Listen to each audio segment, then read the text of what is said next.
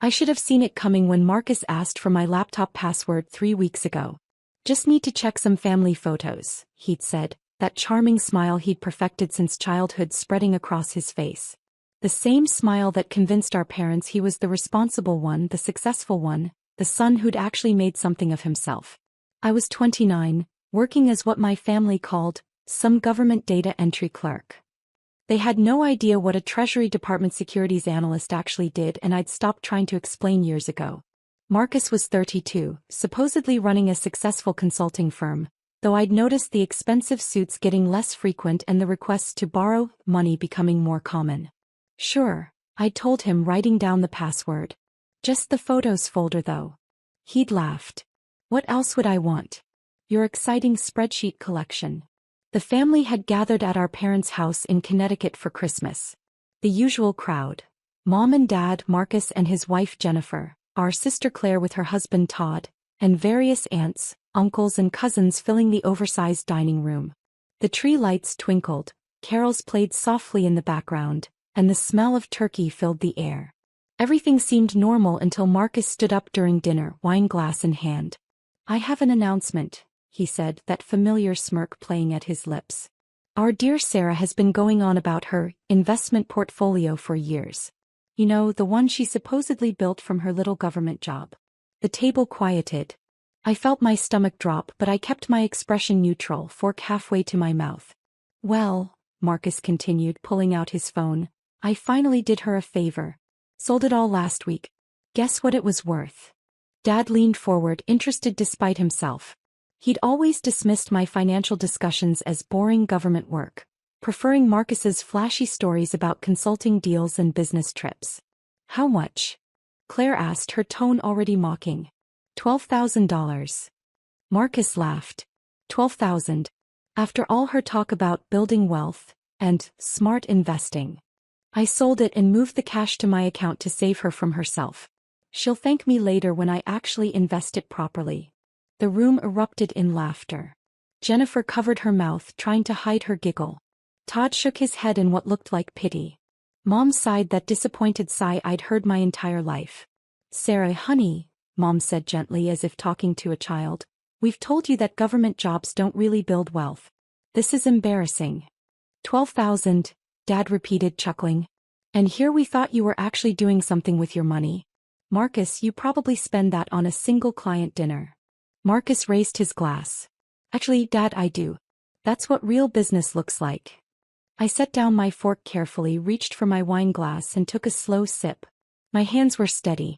Years of working with classified financial documents had taught me perfect composure. Marcus, I said quietly, how exactly did you access my portfolio? Your laptop password, genius. He rolled his eyes.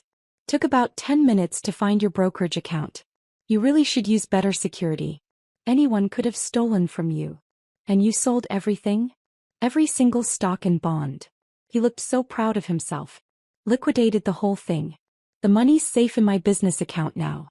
I'll invest it properly, maybe double it in a year. You can thank me at next Christmas. Aunt Helen laughed from down the table. Sarah, dear, maybe you should let Marcus handle your finances from now on. He clearly knows what he's doing. Unlike some people, Jennifer added, her voice dripping with false sympathy, who are still playing pretend investor with their data entry salary. I took another sip of wine. When did you execute the sale? Last Tuesday. Marcus was practically glowing. Why? Worried about your precious 12,000. Just curious about the timing. Claire leaned over. Sarah, just admit you're terrible with money. It's okay. Not everyone can be financially successful like Marcus. Speaking of which, Dad interrupted, turning to Marcus, tell everyone about that new consulting contract you landed. What was it, $2 million over 3 years? As Marcus launched into his story, I pulled out my phone and opened my email. 3 new messages, all marked urgent, all with Treasury Department email addresses. I scanned the first one quickly. Ms. Chen, unauthorized access detected on Series I securities account #TSD44788829.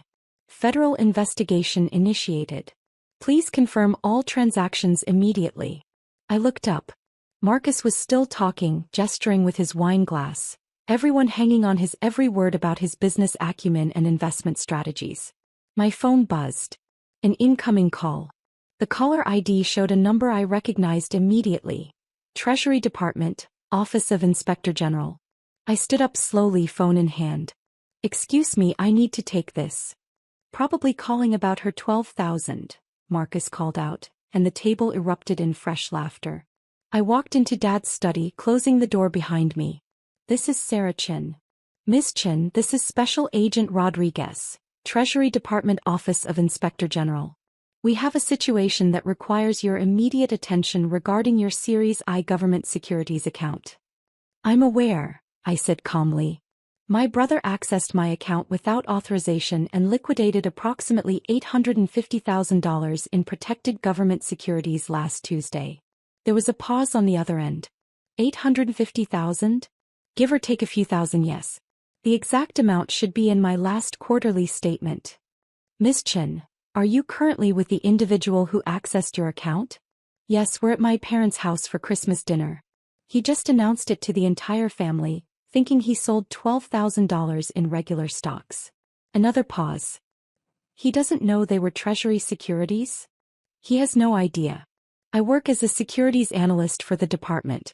My portfolio consists entirely of Series I bonds and other protected government securities. Unauthorized sale and transfer of those funds is a federal offense under 18 U.S.C. Section 641. We're aware. Agent Rodriguez's voice was crisp now, all business. We've already contacted the FBI field office in Connecticut. Unauthorized access and liquidation of Treasury securities with intent to appropriate funds. Ms. Chin, we're looking at multiple federal charges here. The local field office will need to interview everyone present and secure the individual who accessed your account. Understood. Can you return to wherever the family is gathered and keep everyone there? We need to ensure no one leaves before the FBI arrives. How long? They're already en route. 15 minutes, maybe less. I returned to the dining room. Marcus was still holding court, now explaining his investment strategy to Uncle Paul. Everyone looked so happy, so comfortable in their assumptions about which sibling was the success story. I sat back down and picked up my wine glass. Everything okay? Mom asked, her tone suggesting she hoped I wasn't going to cause a scene about my lost $12,000. Fine, I said. Just work stuff. Marcus laughed. Work called you on Christmas? That's what happens when you're not important enough to have real vacation time. In my consulting firm, I decide when I work. That must be nice, I said evenly. It is. He leaned back in his chair, the picture of success. You know, Sarah, it's not too late to change careers. I could probably get you an entry-level position at my firm. Won't pay much at first, but it's better than government work. I'll keep that in mind. Dad cleared his throat. Marcus, you said you moved Sarah's money to your business account. Have you actually invested it yet? Not yet. Waiting for the right opportunity. These things take strategy, Dad. Unlike Sarah's approach of just letting money sit in boring bonds. I almost smiled at that. If he'd actually looked at what he was selling instead of just seeing dollar signs, he might have noticed the securities classifications, the Treasury Department watermarks, the federal restriction notices on every single page. How did the sale even go through? Todd asked. Don't investment accounts have security measures? Marcus waved his hand dismissively. Sarah used her birthday as her password. Amateur hour. I just logged in, found her brokerage account and moved everything. Took maybe 20 minutes total. You logged into her brokerage account, Jennifer repeated, sounding impressed. From her laptop? Yep. She'd saved all her passwords. Honestly, it's like she wanted someone to save her from herself. The doorbell rang. Everyone looked toward the front hallway. Mom glanced at Dad, confused. Are we expecting someone? I'll get it, I said, standing up. Sarah, we're in the middle of dinner, Mom protested. I was already walking toward the door. Through the frosted glass I could see multiple figures. I opened it to find 4 people in dark suits, badges already out. Miss Sarah Chin? The lead agent asked. Yes. Special Agent Williams, FBI. We're here regarding the unauthorized access and liquidation of protected Treasury securities. Is Marcus Chin present? In the dining room. I led them back. The conversation died instantly when the 4 FBI agents walked in behind me. Marcus's face went pale. What's going on? Agent Williams held up his badge. Marcus Chin. Why yes. I'm Special Agent Williams, FBI. I need you to stand up, please. What? Why? Marcus looked around the table desperately. This is insane. What's happening? Mr. Chin, we have evidence that you illegally accessed, sold, and transferred $850,000 in protected United States Treasury securities. You have the right to remain silent. $850,000? Dad's voice cracked. Sarah said she had $12,000. I finally spoke, my voice calm and clear. Marcus only saw the number of shares, not their actual value. Each Series I bond one held was worth between $500 and $1,500. I had approximately 700 bonds, plus various other Treasury securities. Marcus's mouth opened and closed. No sound came out. You work for the Treasury Department? Agent Williams confirmed, looking at me. Securities analyst, yes. All of my personal investments are in government-backed securities. It's standard for employees in my division. We're required to maintain portfolios exclusively in Treasury instruments and to report any suspicious activity immediately. Jennifer's voice was barely a whisper. $850,000? Give or take, I said. The final number is in the liquidation records. Marcus transferred all of it to his business account last Tuesday. The Treasury Department security systems flagged the unusual sale within hours. Another FBI agent was speaking into his radio. We'll need forensic accounting on the business account. The funds need to be frozen immediately. This is a mistake, Marcus said, his voice rising. She said I could use her laptop. He gave me the password. This is just a misunderstanding. Mr. Chen, Agent Williams said firmly, did you have explicit authorization to access Ms. Chen's investment accounts? We're family. That's not authorization. Did you access her Treasury securities account? Marcus looked at me, panic clear in his eyes. Sarah, tell them this is just a family thing. We can sort this out. I took a sip of wine. I gave you my laptop password to access family photos. I did not authorize you to access any financial accounts, and I certainly did not authorize you to sell $850,000 in protected government securities and transfer the funds to your personal accounts. Protected. Claire's voice was barely audible. What does that mean? Treasury securities have special federal protection, I explained calmly. Unauthorized access, sale, or transfer is a federal crime under multiple statutes. 18 U.S.C. Section 641 covers theft of government property. 18 U.S.C. Section 1343 covers wire fraud. There are several other applicable laws. Agent Williams nodded. Mr. Chin, I need you to come with us. You'll be processed at the federal building in Hartford. Processed? Jennifer's voice broke. You mean arrested? Yes, ma'am. Marcus suddenly lunged toward me, but 2 agents caught him. You set me up. You knew I'd look in your accounts. This is entrapment. Actually, I said quietly, I had no idea you'd commit federal crimes. I thought you wanted family photos like you said. The fact that you chose to illegally access my investment accounts, liquidate federally protected securities, and transfer nearly $1 million to your account is entirely your decision. Mr. Chin, Agent Williams said, pulling out handcuffs, turn around and place your hands behind your back. No, wait. Marcus struggled briefly, but the agents were professional and efficient. The handcuffs clicked into place. Mom started crying. Dad sat frozen, his face ashen. Claire stared at her plate. Todd had his phone out, apparently looking up the laws I'd mentioned. Aunt Helen looked like she might faint. Jennifer grabbed my arm. Sarah, please. Can't you just drop the charges? We'll give the money back. Please. We have kids. I looked at her hand on my arm, then met her eyes. I didn't file the charges. The Treasury Department's security systems automatically flagged the unauthorized transaction. Once federal securities are involved, it's out of my hands. The U.S. Attorney's Office will prosecute. But you work for them. You can talk to them. I'm a securities analyst, not a federal prosecutor. And even if I could influence the decision, which I can't, Marcus committed multiple federal crimes. He accessed my account without authorization, stole nearly $1 million in federal securities, and transferred the funds with intent to keep them. That's not a mistake. That's deliberate theft. Agent Williams started walking Marcus toward the door. Marcus kept looking back at me, his expression cycling between rage and terror. Sarah. Dad finally found his voice. You can't let them arrest your brother on Christmas. I turned to him. Dad, Marcus stole $850,000 from me. That's not a family matter. That's a serious federal crime. But you said it was only $12,000. Claire protested. No, I corrected quietly. Marcus said he thought it was $12,000. He didn't bother to actually look at what he was stealing. If he had, he would have seen they were Treasury securities with federal protection notices on every document. Another FBI agent approached. Ms. Chen will need you to come to the field office tomorrow to provide a formal statement. Do you have records of all your account access logs? Yes. The Treasury Department keeps comprehensive records of all employee accounts. Every login, every transaction, every access point.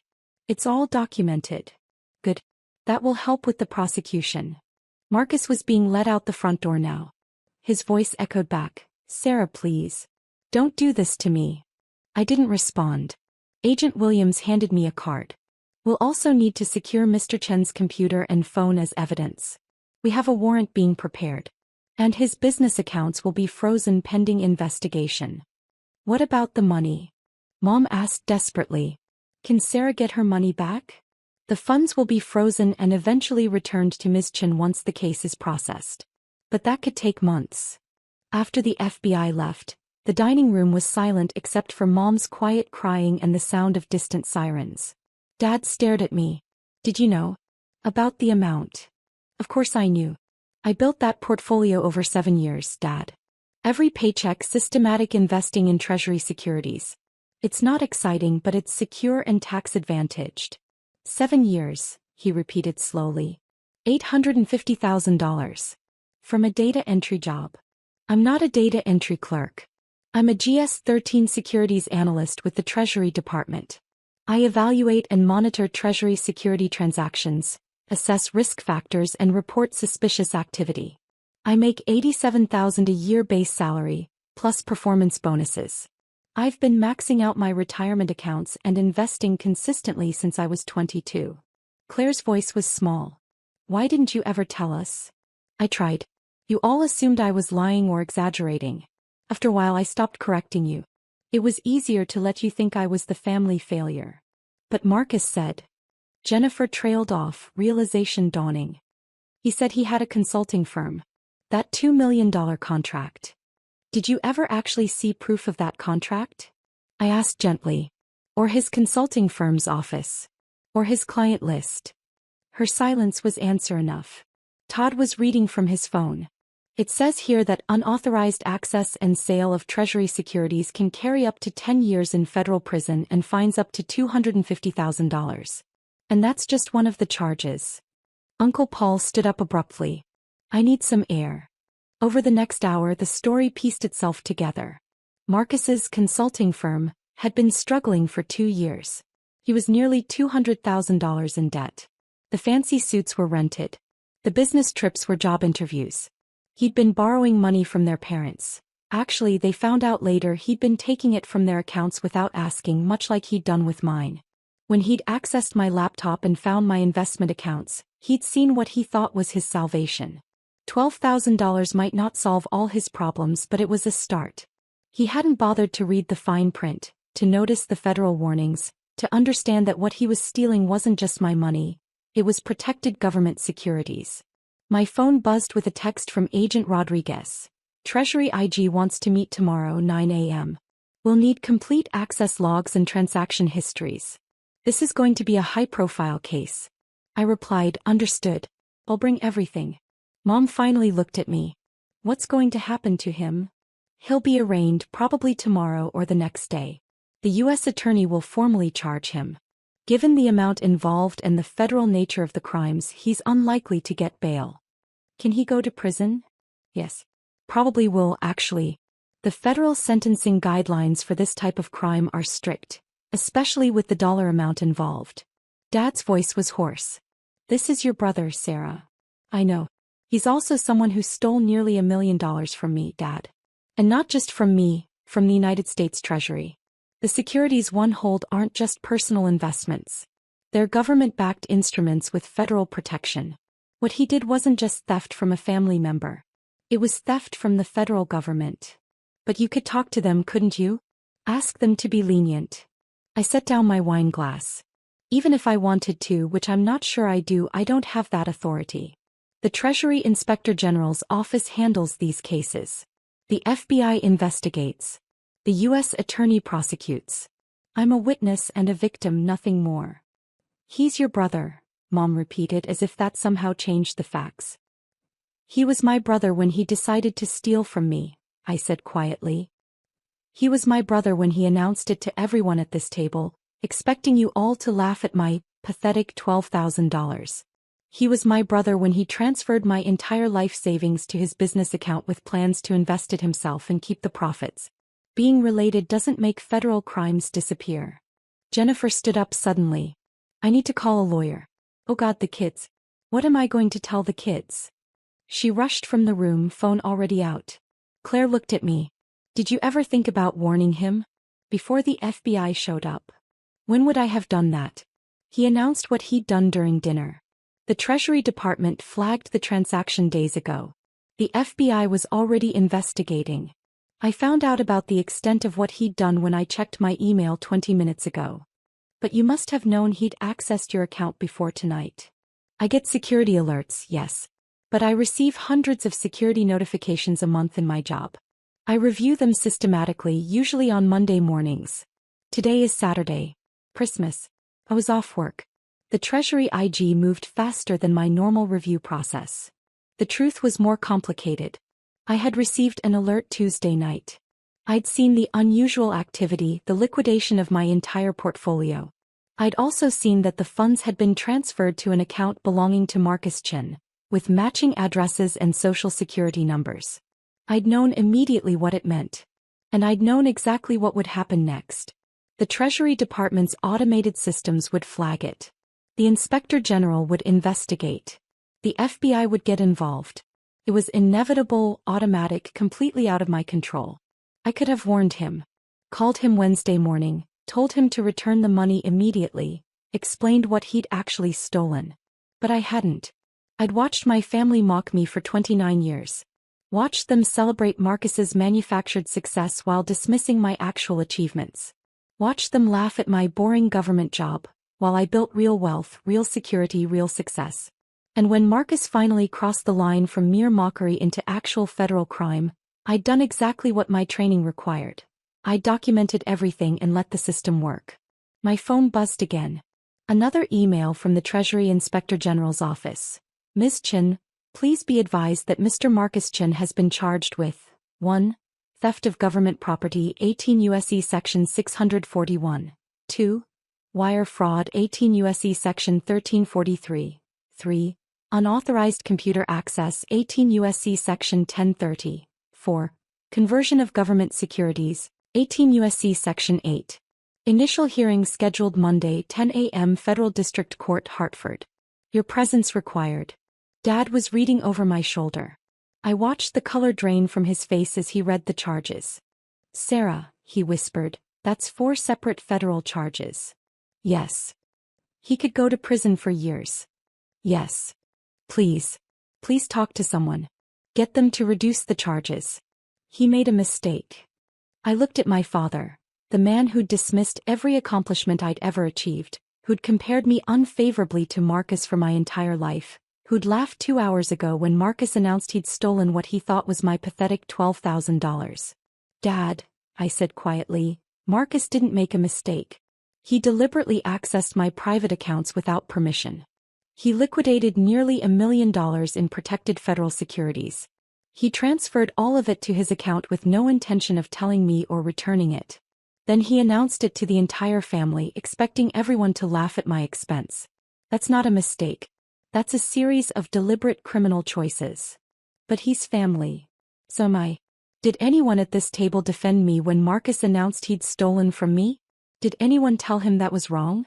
Or did you all just laugh at how poor I was? The silence stretched out. Claire spoke first, her voice small. We didn't know.